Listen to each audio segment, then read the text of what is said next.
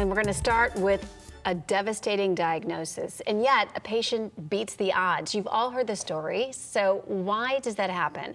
Dr. Jeff Rediger has spent nearly 20 years looking for the answers, and I am thrilled that he's sharing his journey in his book, Cured, The Life-Changing Science of Spontaneous Healing. You can see it right there on your television screen, and so honored to be talking to you today, Doctor. Thanks for being here. Well, let's just start from the beginning. Tell us about your experiences personally with spontaneous healing. Well, it's been a long journey. In 2002, an oncology nurse at Mass General came to me and said that she had just been diagnosed with pancreatic cancer and told that she had a few months to live. She began calling me from a healing center saying that she was seeing some amazing recoveries and asked me to look into it.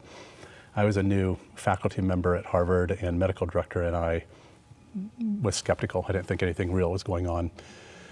But she was stubborn, and so she began having people call me from around the country saying that they had experienced some amazing healings and they had medical evidence for that, and did I want to see the evidence?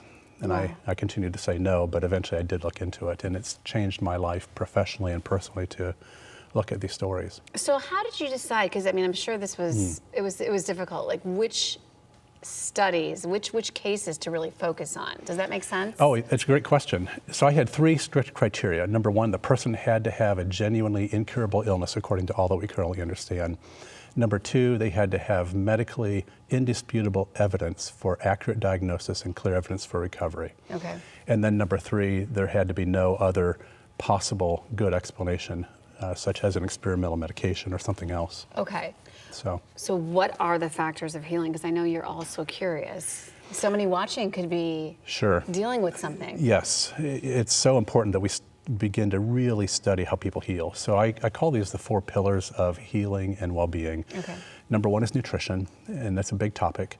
Number 2 is you have to heal your immune system, also a big topic. Okay. Number 3, healing your stress response. And number 4 is about healing your identity and beliefs, the beliefs that we all consciously and unconsciously pick up on the playground and in our families and that sort of thing. Some of these beliefs are really true and empowering, and some are false and disempowering. And if you're giving your mind and body mixed messages, you will probably get mixed results in your life and your health. And so it's a big topic, but something I go real deep into with my interviews with people. Okay. So I think if we split it up, there's traditional medicine, yes, right? Right. And there's alternative therapy, like the therapies and the things, the experimental that you're talking about, yes. and then there's healers, so yes. to speak. Would you say to embrace all of these, sort of a balance it out thing? Yeah, I think what's good is we're starting to see some research into alternative and complementary treatments. I think that's really critical. We need more research there.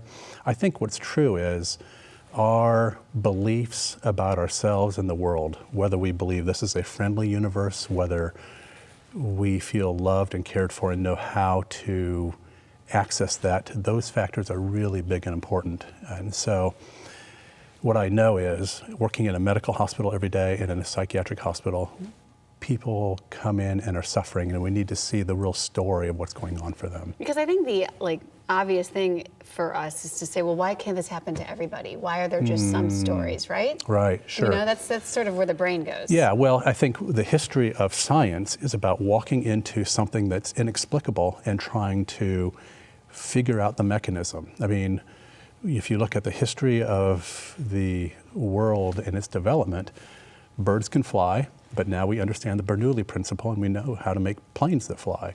So I think the world has all these mysteries and great things to explore, and science is about figuring out mechanisms, figuring out how these things work.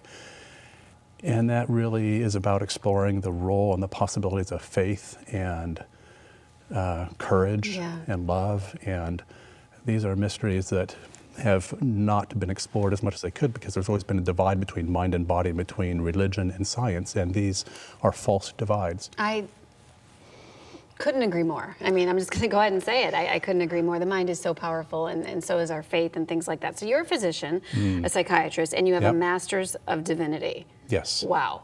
So how do you reconcile medical science and faith, in your opinion? Great question. There's a long history for this in terms of the categories within which we are socialized to view reality.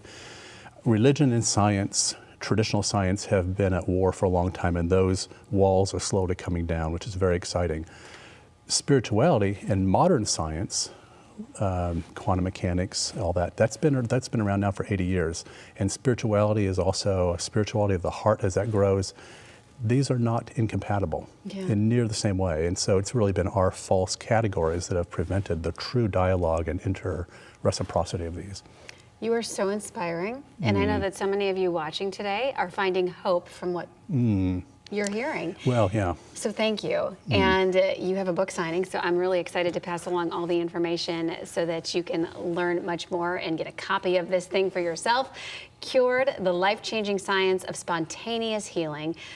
The signing is, of course, this evening, 5 till 7 at Barnes & Noble in Crocker Park.